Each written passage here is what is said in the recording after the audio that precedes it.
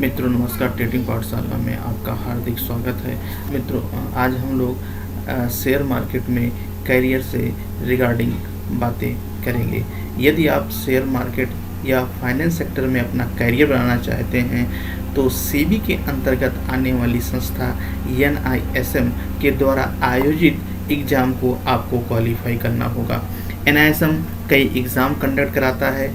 यदि आप अपने इंटरेस्ट के अकॉर्डिंग उस एग्ज़ाम को क्वालिफाई करके उस पार्टिकुलर फील्ड में अपना करियर बना सकते हैं। जैसे यदि आप म्यूचुअल फंड में अपना करियर बनाना चाहते हैं तो आपको म्यूचुअल फंड डिस्ट्रीब्यूटर का एग्ज़ाम क्वालिफाई करना पड़ेगा। यदि आप इक्विटी डेरिवेटिव में अपना करियर बनाना चाहते हैं तो आपको इक्विटी डेरिवेटिव्स का एग्ज़ाम क्वालिफाई करना पड़ेगा। यदि आप इन्वेस्टमेंट एडवाइज़र बनना चाहते हैं तो आपको इन्वेस्टमेंट एडवाइज़र का लेवल 1 और लेवल 2 दोनों क्वालिफाई करना पड़ेगा और इसके बाद आपको सेबी से रजिस्ट्रेशन लेना पड़ेगा।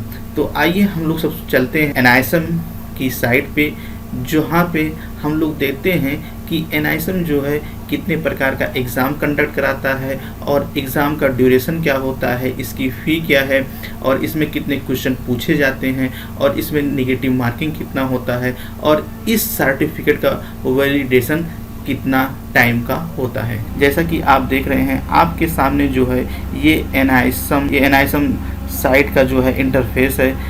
इस वेबसाइट का नाम जो है nism.ac.in है। जैसा कि आप देख रहे हैं कि ये NISM की जो वेबसाइट है उसका ये इंटरफेस है और NISM जो है कौन कौन से एग्ज़ाम कंडक्ट कराता है वो इसका नीचे दिया हुआ, जिसे लिखा हुआ है NISM सर्टिफिकेशन एग्जामिनेशन।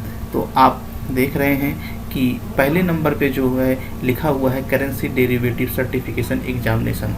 इसका टेस्ट का ड्यूरेशन जो है 2 आवर्स का है। इसकी जो फीस है वो 1500 रुपये है और मैक्सिमम मार्क्स जो है 100 नंबर के इसके मार्क्स हैं और जो आपको नंबर ऑफ क्वेश्चंस हैं वो 100 हैं और पासिंग मार्क आपको 60% है और नेगेटिव मार्किंग जो है 25, यानी कि 1/4 आपकी नेगेटिव मार्किंग है। और सर्टिफिकेशन की जो वैलिडिटी है, जैसा कि आप देख रहे हैं कि NISM जितना भी एग्ज़ाम कंडक्ट कराता है उनका सारा विवरण यहाँ पे दिया हुआ है। और देखिए टोटल 31 एग्जामिनेशन ये कंडक्ट कराता है और उनके सारे के बारे में यहाँ पर आपको दिया हुआ है। आपको जिस एग्ज़ाम में इंटरेस्ट है आप यहाँ पर सर्च कर लीजिए और उस एग्ज़ाम की आप प्रिपरेशन कीजिए और उसको क्वालिफाई करके उस फील्ड में अपना करियर बना सकते हैं।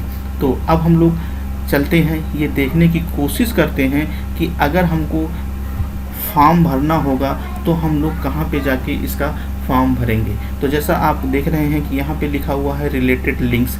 रिलेटेड लिंक्स के सेकंड नंबर पे आप देख रहे हैं लिखा है enrol online profile login for certification examination.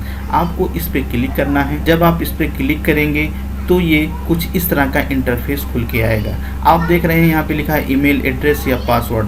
ये उन लोगों के लिए है जिन्होंने पहले अपनी प्रोफाइल इस पर बना रखी है, वो इसको लॉगिन करके अंदर जाके अपने जिस भी एग्ज़ाम को देना है वो वहाँ जाके फॉर्म भर सकते हैं। यदि आप न्यू हैं तो आपको यहाँ पे रजिस्ट्रेशन करना पड़ेगा और इसके बाद जाके आपको पूरी प्रक्रिया फॉलो करनी पड़ेगी। तो इस प्रकार से जो है आप यहाँ पर फॉर्म भर सकते हैं।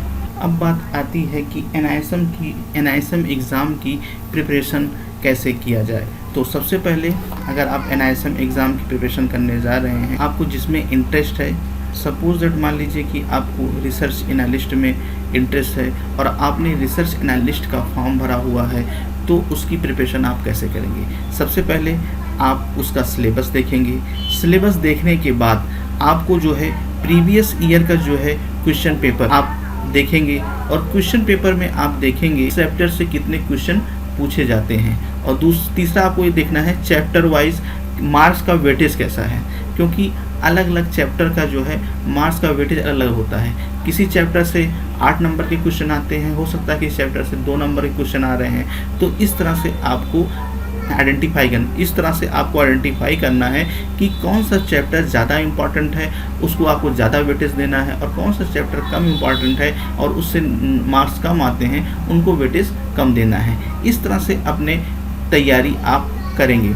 इसके बाद चौथे नंबर पे आपको टॉपिक वाइज नोट्स बनाने हैं। आपको जितने भी चैप्टर दिए हुए हैं उनके टॉपिक वाइज आपको नोट बना के उनको पढ़ना है, और उनको पढ़ने के बाद आप 5वें नंबर पे मॉक टेस्ट देंगे। मॉक टेस्ट से ये कंफर्म हो जाएगा कि आपकी जो प्रिपरेशन है कितने % है, और आप जो जितने क्वेश्चन बना रहे हैं वो कितना सही बना रहे हैं और कितना गलत बना रहे हैं, क्योंकि यहाँ पर निगेटिव मार्किंग है। अगर आप देते हैं तो आपको कम से कम ये मालूम हो जाएगा कि आप कितने % सही क्वेश्चन कर रहे हैं और कितने % गलत क्वेश्चन कर रहे हैं। मॉक टेस्ट में 1/4 नेगेटिव क्वेश्चन होता है, इसीलिए आपको जिस क्वेश्चन का आंसर आ रहा हो उसी क्वेश्चन का आंसर दीजिए, अदरवाइज आप और क्वेश्चन को छोड़ दीजिए। ठीक है, तो इसीलिए हम कह रहे हैं कि जब आप NISM एग्ज़ाम की प्रिपरेशन करें तो इन 5 बिंदुओं पर आपको ध्यान देना बहुत ज़रूरी है।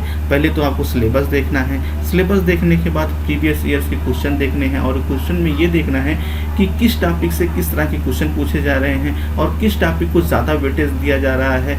उसी हिसाब से आपको जो है टॉपिक वाइज जो है नोट्स बनाने हैं, और नोट्स बना के उसको जो है डीपली अध्ययन करना है। अध्ययन करने के बाद मॉक टेस्ट में अपने आप को जो है इवैल्यूएट करना है कि आपकी प्रिपरेशन कितने % हो गई है। जब आपकी प्रिपरेशन काफ़ी अच्छी हो जाए तब आप एग्ज़ाम में बैठें, और जब आप एग्ज़ाम में बैठेंगे तब आप इसको क्वालिफाई कर लेंगे, क्योंकि ये जानते हैं क्योंकि ये एग्ज़ाम जो है नेगेटिव मार्किंग की है। यहाँ पर 1/4 जो है आपका नेगेटिव मार्किंग है, इसीलिए आपको मॉक टेस्ट देना बहुत ज़रूरी है।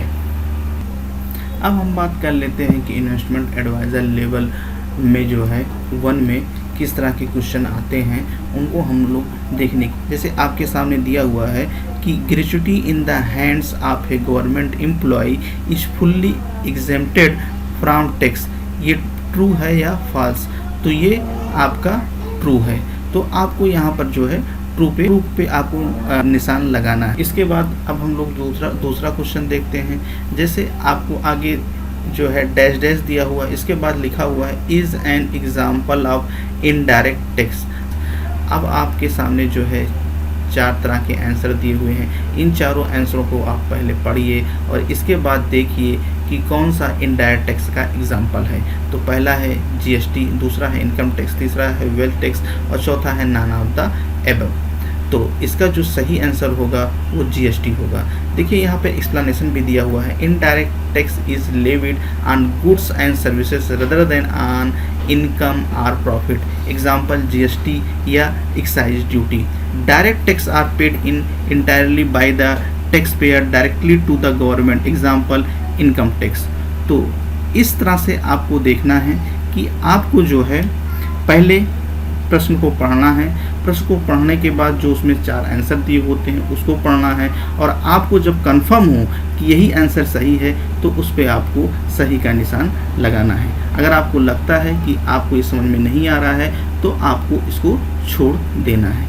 तो इसी तरह के क्वेश्चन आपको इन्वेस्टमेंट एडवाइज़र लेवल 1 में आते हैं, और जब आप प्रॉपर नोट्स बनाकर इनकी प्रिपरेशन किए होंगे तो आपको इस तरह के क्वेश्चन को सॉल्व करने में कोई भी परेशानी नहीं होगी और आप अपने एग्ज़ाम को बड़ी आसानी से क्वालिफाई कर लेंगे।